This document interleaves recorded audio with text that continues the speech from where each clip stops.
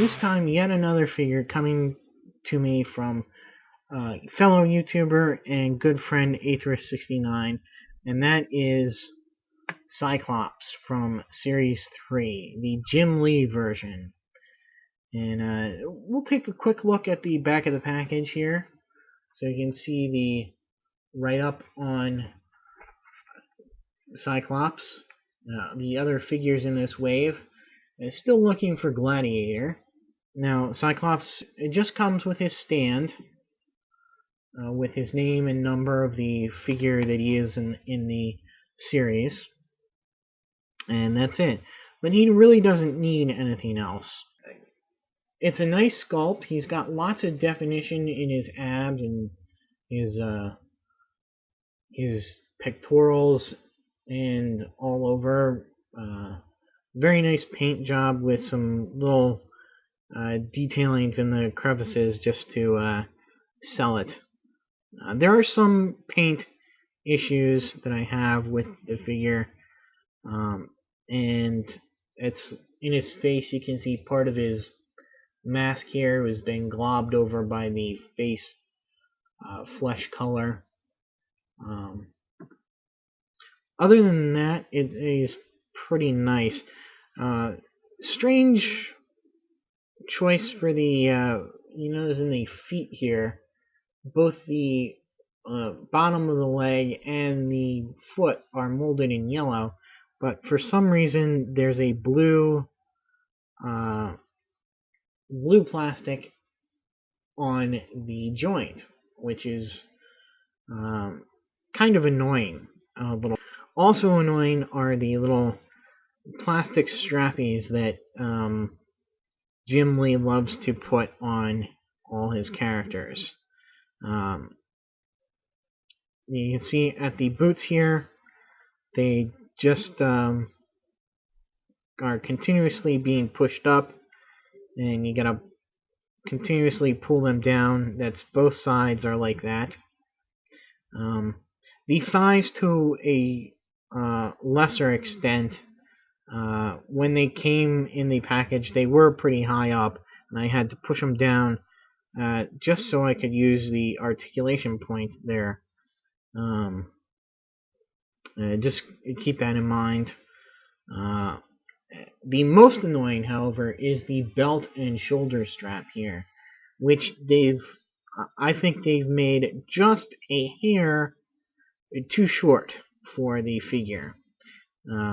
If you notice here that, that should sit about there on the figure for an accurate costume, but the strap here continues to pull it up, and it'll end up, oftentimes around his belly button there, which looks ridiculous. And even where it sits now, which is sort of like its natural state, is a little bit high. You want it just right there, but unfortunately it doesn't stay like that. Now for articulation, he's pretty good. He's got standard points with a couple of new twists here. They did this I noticed this in the cable, but he has this kind of head where it's there's a ball joint up here, but there's also a regular joint down there, so you get a lot better head movement up and down, as well as you can kind of shuffle his head up and forward and back a little bit on top of the neck. And he's got his standard left and right. It just adds a little bit more articulation to the head there, so that's pretty cool. Arms go all the way around. He rotates at the bicep, bends at the elbow, and rotates at the wrist. He's got great upper torso articulation, forward and back, left and right, a little bit side to side, not too much. He has got waist articulation, again, something else they've added to quite a lot of these new figures. Hips, legs at the hips have the joint where you can go forward and back and manipulate his thigh articulation to have his foot go forward or his leg go forward or back. And they also go out to the side. Of course, there's the thigh joint. He's got double knee joints, and he rotates at the calf there, just below the boot.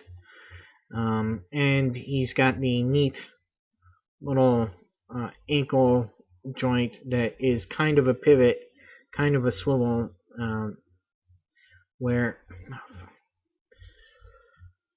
and he's got the joint at the feet where he goes forward and back and has the kind of swivel, kind of pivot there at the ankle. It's not really one of either, but kind of both combined.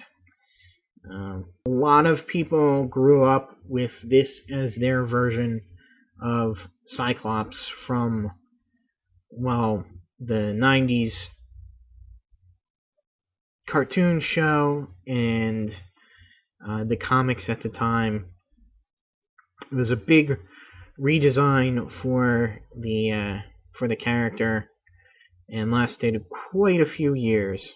So aside from the little annoying point of his belt not being quite right, I am very happy to have him,